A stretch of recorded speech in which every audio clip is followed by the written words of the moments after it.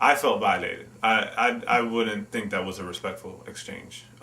I felt that coming home, you shouldn't feel like you're being harassed to enter your home, um, especially without more reason than you just look like you might have robbed someone.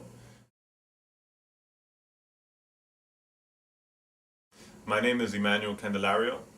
I was born in New York. I currently live in the Bronx and I work as a full-time staff member at the Brotherhood Sister Sol. I saw a police van outside of my building, um, and as I was pulling out my keys, ready to open the door, two police officers approached me and asked me to um, give them identification, to also allow them to search me. Actually, they didn't ask, they told me that they were going to search me. Um, and so after they were done searching me, is when they asked for my ID to make sure that I lived on that block.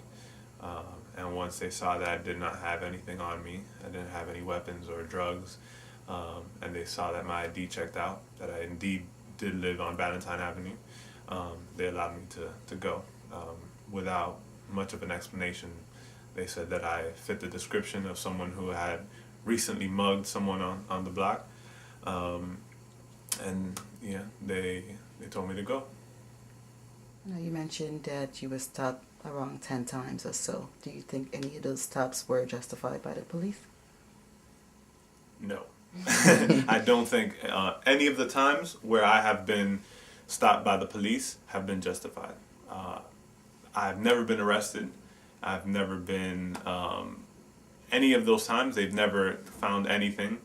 I wasn't doing anything illegal. And so I always ask myself, why, what is it about me that what makes me so suspicious, and give, police officers hunches to search me. And why do you think that is?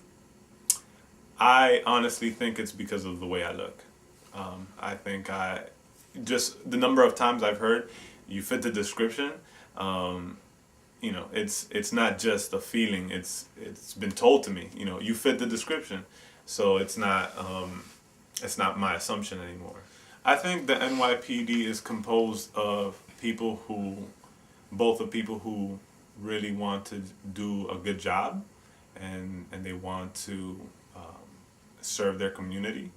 However, I think that there's deeply entrenched racism in the NYPD, and not only racism, but classist prejudice. So this way that you see people being treated in low-income neighborhoods, that's not how the NYPD treats people who live in the Upper East Side, and that's a sad reality, really, because you want to see police officers and feel safe, but myself included and the young men that I work with, we feel threatened by police. When a group of police officers is I get the same feeling as if a gang was coming down the block. I don't know what's gonna happen because of my own past experience, and also the reputation, that they've built through, unlawfully stopping people, shooting people, abusing people.